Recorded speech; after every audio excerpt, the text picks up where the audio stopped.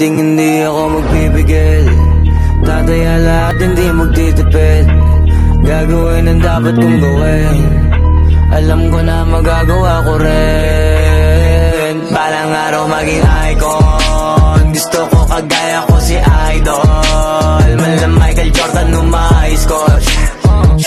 Kilalang magaling pagdating sa ring. Balang araw maging icon. Gusto ko kagaya ko si Idol. Kaya yung tiyaga ko tina-times 4. Rat-rat lagi parang rifle. Wag na wag ka kakagat sa fake.